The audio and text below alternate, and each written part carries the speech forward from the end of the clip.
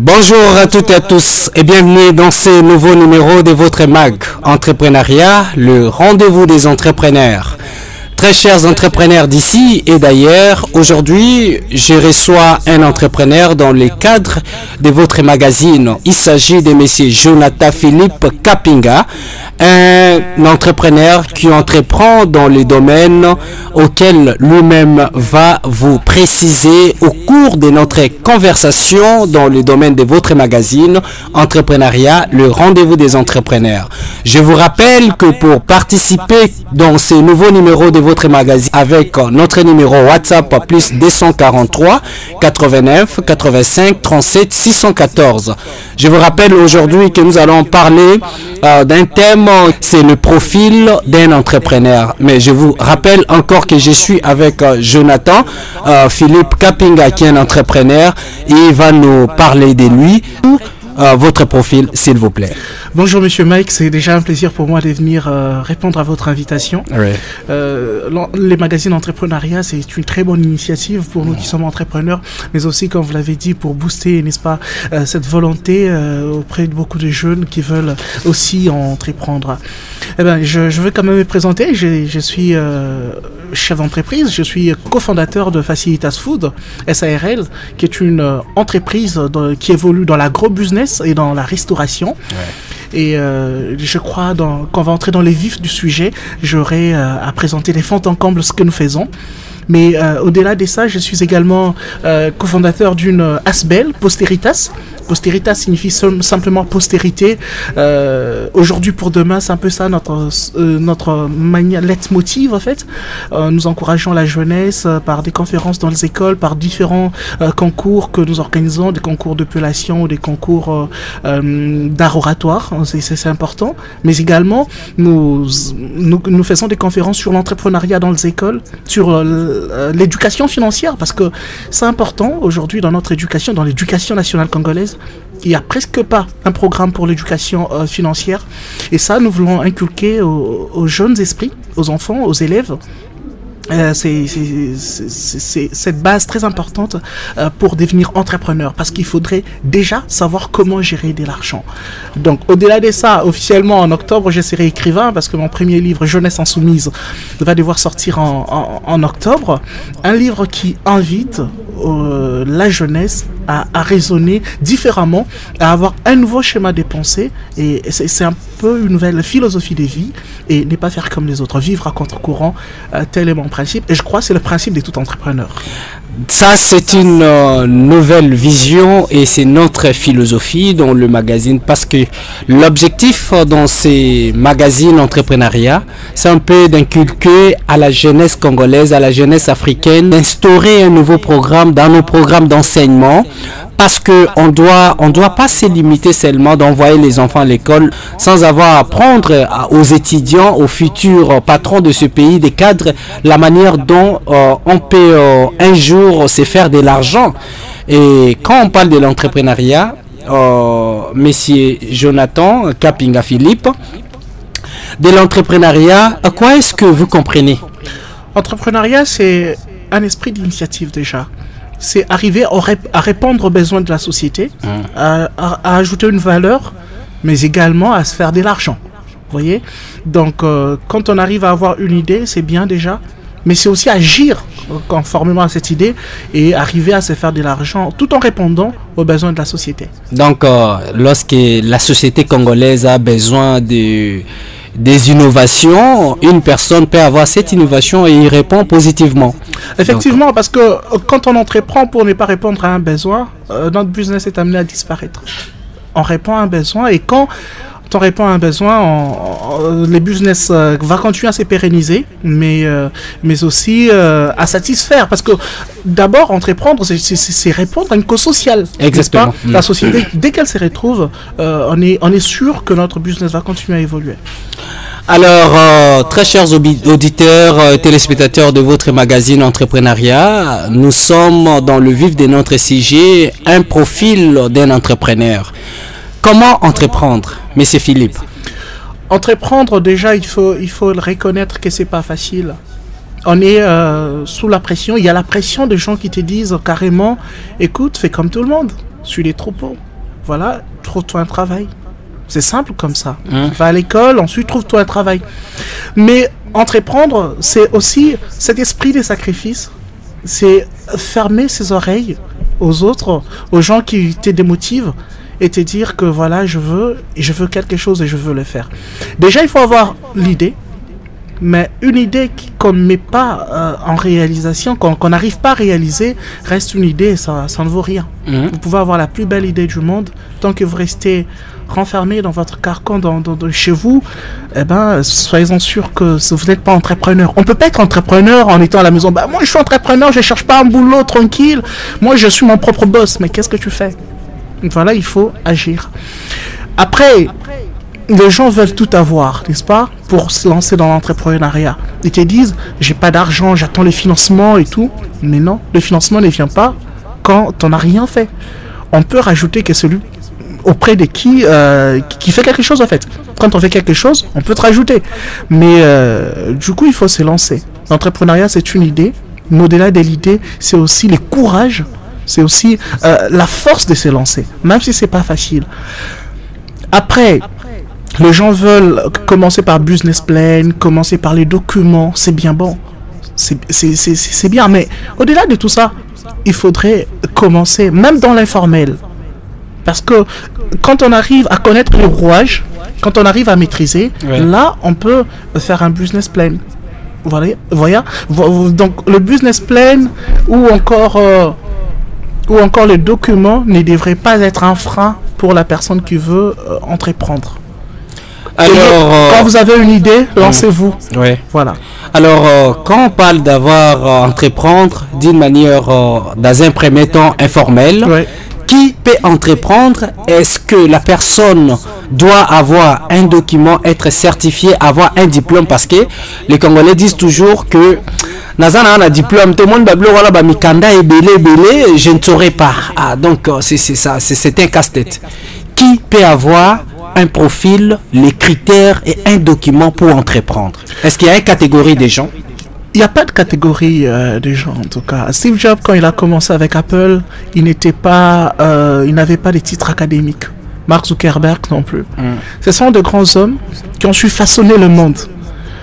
Être entrepreneur, c'est avoir une idée et c'est d'arriver à mettre en exécution. Tout le monde peut entreprendre. Voilà. Vous n'avez pas besoin de diplôme. Non, vous n'en avez pas besoin d'ailleurs. Vous avez besoin d'une idée qui arrive à révolutionner, qui arrive à donner de réponse à la société. Et alors, votre idée peut évoluer. Voilà. Alors, puisque vous parlez bien de l'entrepreneuriat, ceci prouve suffisamment que vous avez très bien appréhendé. Parlez-nous un peu de ce que vous avez déjà réalisé dans la vie en tant qu'entrepreneur. Enfin là, quand même, on va parler de moi finalement. Facilitas Food, l'entreprise que je dirige comme directeur général. Je suis cofondateur de Facilitas Food parce que je n'étais pas seul. Il y a Émile Kaboula qui est mon collaborateur direct, mais d'autres qui sont venus après. Est une entreprise, comme je l'ai dit, dans l'agro-business, mais aussi dans la restauration. Avant, j'ai dit que une entreprise doit répondre aux besoins de la société. Exact. Voilà. Alors nous avons réfléchi quels sont les besoins de notre société. On a été interpellé par un rapport de l'Organisation mondiale de la santé, l'OMS et le FAO. Ils ont fait une étude conjointe en 2002 où cette étude disait que 1,7 million de vies pourraient être sauvées, épargnées si ces personnes mangeaient convenablement les fruits et légumes. On a également appris que la faible consommation de fruits, dans le même rapport, la faible consommation de fruits est le 5e facteur à risque de mortalité humaine. Exact. Mais aussi 19% des cancers gastro-intestinaux, 31% des cardiopathies ou encore 11% des accidents cardiovasculaires pourraient être évités en mangeant de manière quotidienne les fruits. Alors on s'est dit, comment faire? Parce que l'OMS préconise de manger 400 grammes de fruits et légumes par jour. Eh bien, quand on dit 400 grammes de fruits et légumes par jour, c'est pas que vous prenez une mangue ou vous prenez 10 mangues, vous mangez, vous vous dites ouais c'est super, j'ai atteint mon quota journalier de consommation de fruits. Non, pas du tout. Eh bien, il faudrait manger 5 parts, c'est-à-dire 80 grammes de chaque fruit. Je donne un exemple. Vous mangez 80 grammes de mangue, 80 grammes de papaye, 80 grammes de pastèque, vous mangez 80 grammes de noix de coco et 80 grammes de feuilles de patate douce. C'est super, vous avez atteint votre quota et vous êtes sûr que vous allez prévenir plusieurs maladies, mais également être en bonne santé. Alors, nous, on s'est dit, manger les légumes dans notre culture, dans la culture africaine, c'est endémique en fait. C'est depuis toujours qu'on le fait. Ouais. Mais manger les fruits, là, c'est une autre question. Exact. Ah ben, même si je vous demande... Et surtout que nous sommes dans la capitale. Voilà, même dans ce studio, si je demande combien de gens mangeaient les fruits aujourd'hui, c'est sûr qu'on n'aura pas de réponse. Voilà. Et puis, on s'est dit, allez acheter la mangue à gauche, la papaye à droite, acheter la pastèque de l'autre côté. C'est beaucoup de travail, mais c'est aussi beaucoup d'argent. Alors, facilitas food, qui signifie, en latin, ça signifie simplement faciliter. Facilitas, c'est faciliter. On s'est dit, on va répondre aux besoins de la société, on va faciliter la vie de nos clients, et on va faire un cocktail de fruits. Ces cocktails de fruits, c'est des fruits frais, des fruits bio, des fruits naturels, des fruits congolais. Vous voyez? Et ces fruits permettent aux gens d'atteindre leur quota quotidien de fruits et légumes, mais également de prévenir toutes maladies. Aujourd'hui, par exemple, on voit que beaucoup d'enfants sont obèses. On remarque, on s'est dit, avant, on savait que c'était des grandes personnes de 50, 60 ans qui avaient des cas d'AVC. Mais aujourd'hui, un jeune de 30 ans, AVC. On se dit, ben écoutez, c'est les formol, c'est tout ça. Ben, je sais pas. Mais ce qui est sûr, il y a un problème alimentaire. Il faudrait régler ça. Il faudrait une nouvelle culture alimentaire. Les enfants mangent beaucoup de bonbons, beaucoup de chocolat. C'est bien, c'est succulent. Mais pourquoi on se plaint après qu'ils deviennent obèses, qu'il y ait des diabètes, qu'il y ait des caries dentaires? Mais non, Facilitas Food préconise, Facilitas Food invite ses clients, invite les parents. Les parents doivent protéger leurs enfants. On doit instituer une nouvelle culture, une nouvelle éducation alimentaire. Promouvoir le fruit auprès de nos enfants, dire plus de bonbons, plus de sucreries, plus de limonade, plus de je sais pas quoi, plus de boissons sucrées, mangeons le fruit. Les fruits sont à la fois nutritifs et savoureux. Et voilà, on fait une pierre deux coups. Très chers téléspectateurs et puis auditeurs de votre magazine Entrepreneuriat, le rendez-vous des entrepreneurs. Monsieur Philippe, quand vous nous dites qu'il faut nourrir les Quinois, ceux qui sont d'ailleurs sur place ici à Kinshasa, comment est-ce que vous allez vous organiser pour nourrir? Parce que, en parlant, je vous suis et je vous comprends religieusement, n'est-ce pas, bien sûr, que vous devez nourrir tout le monde. Comment vous allez faire pour nourrir toute la ville et à quel prix? Parce que c'est lui qui a Selimbao doit consommer votre produit, c'est lui qui a au fait fond doit consommer. Quelles sont la méthodologie dont vous allez faire pour que ça soit à un prix pour tous? Facilitas Food livre à domicile et dans le bureau. Livre également dans les hôpitaux, livre dans les salles des sports. L'idée c'est que chaque famille puisse arriver à s'abonner. Vous vous abonnez et vous payez à la fin du mois. Vous faites livrer votre quota quotidien. Vous dites, on a besoin de 5 pots ou de 4 pots par jour ou 8 pots. Et c'est gratuitement qu'on vient vous livrer à la maison. Vous n'avez pas besoin de payer cash. Vous allez payer à la fin du mois. Et d'ailleurs, c'est l'occasion pour nous d'inviter les hôpitaux parce que les hôpitaux en ont vraiment besoin. Pour ceux qui ont eu des interventions, qui ont connu des interventions chirurgicales, ils savent que les fruits permettent de récupérer très vite. Et alors, c'est une aubaine pour eux. Donc, ils n'ont pas besoin de se déplacer, à faire des calculs, à demander à leur cuisine de couper les fruits, de dépiécer les fruits pour eux. Nous, on amène ces cocktails des 5 fruits chez eux. Et ce qui est intéressant sur notre produit, c'est qu'il n'y a pas de conservateurs.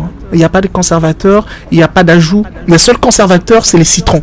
Alors, vous vous dites, comment vous faites pour épuiser la marchandise parce que c'est censé ne pas être conservé.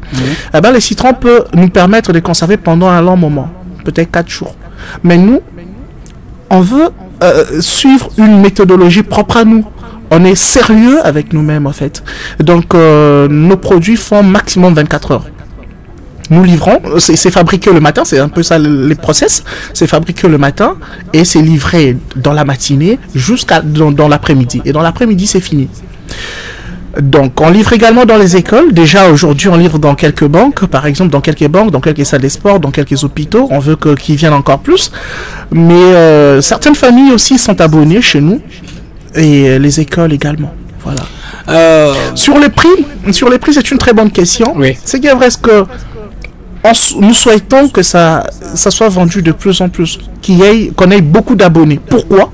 Ça permettra de faire baisser les prix. Je vous donne un exemple. Quand vous avez besoin de 50 kilos de fruits, ça a un prix. Mais quand vous achetez 100 kilos de fruits, le prix est encore mieux. Oui, voilà. Mais au-delà de ça, nous avons aussi une ferme dans l'est de la capitale où nous avons planté quelques fruits et où nous avons aussi une plante importante, les maracujas, qui n'est pas cultivée d'ailleurs de manière organisée à Kinshasa. Eh ben, nous en avons et je pense que dans les prochaines années, on aura nos fruits que nous allons commercialiser dans la ville de Kinshasa. Est-ce que vous aviez déjà des projets, qu'avez-vous déjà entrepris, à part ce que vous êtes en train d'entreprendre pour l'Est? Aujourd'hui, Facilitas Food est en train de s'investir un peu plus dans l'agriculture. Je vous ai parlé de la plantation de fruits. Nous aurons les maracujas, je crois, dans 6 mois, parce que dans 6 mois ou une année maximum, les maracujas seront déjà sur les marchés. Donc, au-delà de ça, nous faisons aussi les traiteurs auprès de quelques organisations internationales. Nous faisons les traiteurs. Nous avons un sandwich, le meilleur d'ailleurs de Kinshasa, selon l'avis de plusieurs clients. Donc le sandwich, nous avons les sandwichs au thon, les sandwichs à la viande, les sandwichs au poulet. Et dans l'avenir, nous pensons intégrer aussi les piments. Les piments congolais. Pourquoi? Vous allez peut-être dire que mais ça, c'est pas innové, c'est pas comme la salade de fruits. Mais on a remarqué que les piments congolais se présentaient mal. Allez dans le supermarché, vous regardez les piments congolais, les piments importés, vous remarquez directement la différence. Facilitas Food est une entreprise jeune. Et c'est une entreprise, j'insiste, qui innove dans son secteur, qui apporte une valeur ajoutée. Et il faudrait que le produit congolais commence à bien se présenter. Donc d'ici 2 mois maximum, Facilitas Food aura son piment, les piments Mboté. C'est le piment qui sera commercialisé dans tout le supermarché de la capitale et également livré, parce que c'est ça un peu notre particularité. Nous livrons à domicile surtout. Et à part le piment, nous avons le miel. Le miel Mboté aussi, c'est le miel congolais, mais cette fois-ci bien emballé, parce qu'il faudrait vraiment que nos paquets soient de mieux en mieux. Il faudrait éviter que quand on prend un produit qui vient de l'extérieur, on a honte même de présenter le nôtre. Avez-vous un personnel? On a 7 collaborateurs avec qui on travaille. C'est des jeunes. C'est la moyenne d'âge parmi ces personnels, c'est de 24 ans. Mais même avec les associés, la moyenne d'âge est de 26 ans. Donc, c'est une entreprise très jeune, mais avec une grande vision. Nous, notre rêve, notre vision, c'est de s'inscrire sur le plan régional. D'abord sur le plan national et aussi régional. Il faudrait qu'on arrive à rivaliser d'autres pays, parce que notre pays, on dit qu'il est riche, c'est vrai.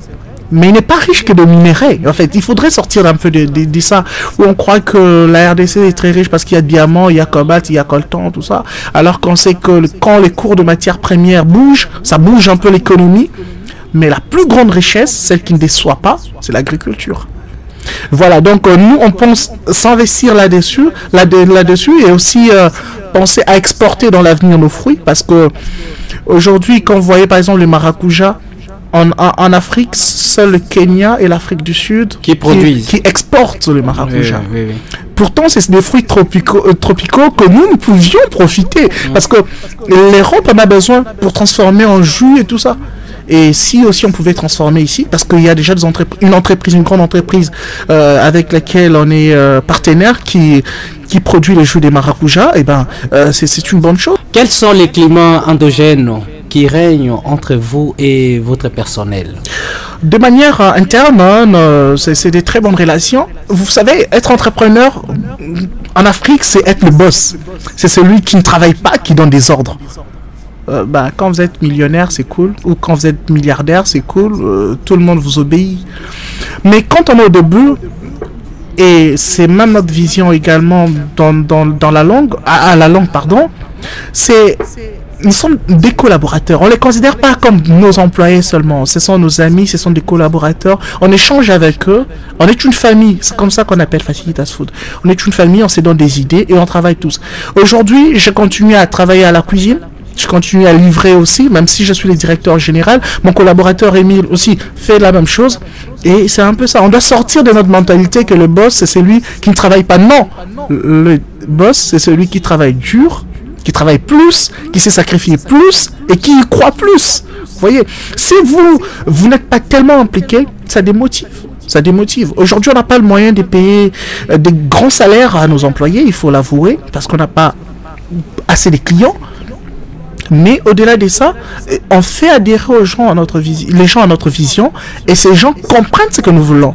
Et ensemble, des concerts, nous travaillons. Très chers entrepreneurs, nous sommes à la fin de ces nouveaux numéros de votre magazine Entrepreneuriat. Nous avons réussi dans ce studio pour les comptes de votre magazine, Monsieur Philippe Kapinga Jonathan, qui était notre invité. Les thèmes développés dans ces nouveaux numéros de votre magazine Entrepreneuriat, c'était le profil d'un entrepreneur.